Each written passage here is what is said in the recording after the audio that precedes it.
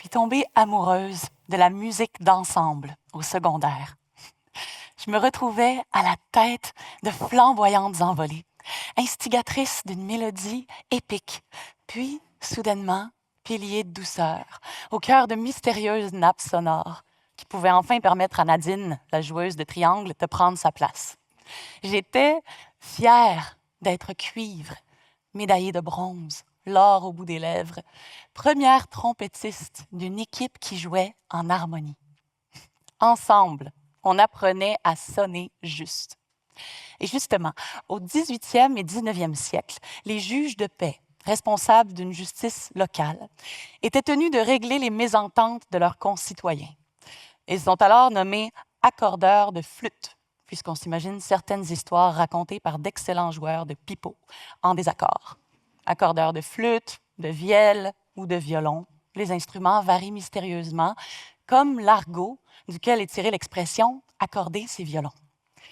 Les juges se devaient d'écouter chaque individu et trouver l'entente qui leur permettrait de repartir avec le sentiment d'avoir été entendus.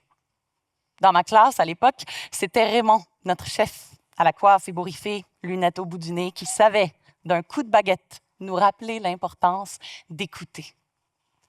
Les juges étaient choisis pour leur connaissance des localités plutôt que leurs expertises juridiques, pour leurs relations entretenues avec les habitants, leur finesse, leur jugement, l'oreille qu'ils osaient prêter à tout un chacun.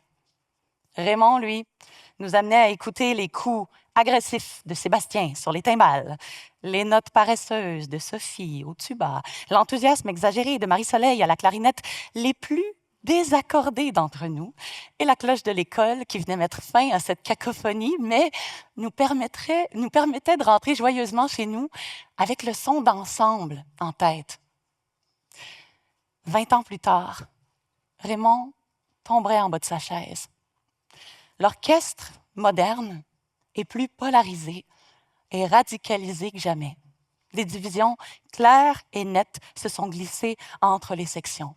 On se retrouve devant la secte fermée des clarinettes, les discours enflammés des contrebasses, les revendications oppressantes des flûtes. On pratique à distance, au cœur d'une chambre d'écho hermétique. Les notes rebondissent en boucle sur les murs et viennent renforcer l'illusion de justesse.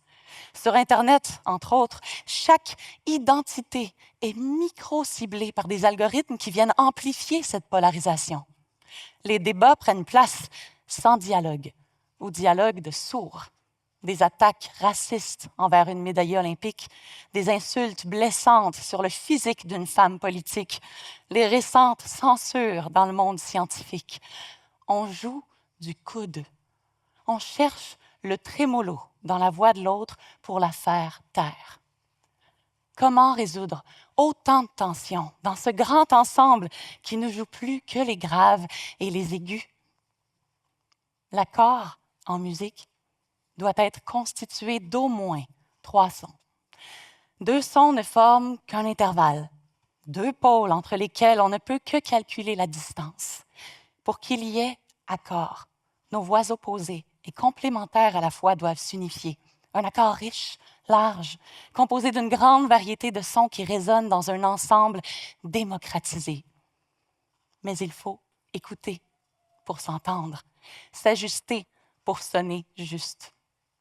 On s'accorde sur la note « la », l'endroit où vous allez, puisque le « la » diffère d'un instrument à l'autre, d'une époque à l'autre aussi. Et il nous échappe toujours en cours de concert. S'accorder est de nouveau nécessaire. S'accorder, c'est tirer sur ses cordes en tournant les clés qui ouvrent un dialogue, poser des questions pour comprendre l'autre, maintenir une constante curiosité pour cette autre note, ses résonances, ses origines, les fréquences qui lui sont propres et auprès desquelles il nous faut apprendre à vibrer pour construire un projet commun. Raymond accordait un solo à la seule joueuse de hautbois de l'école et elle sonnait particulièrement faux. Mais il lui accordait toujours son solo, nous permettant d'améliorer le son d'ensemble. Aujourd'hui, plus que jamais, je reconnais l'importance cruciale de ce modèle d'écoute. Écoutons mieux. Écoutons encore. Tant que nos violons pourront s'accorder, j'ose croire au chef-d'œuvre qu'il nous reste à jouer.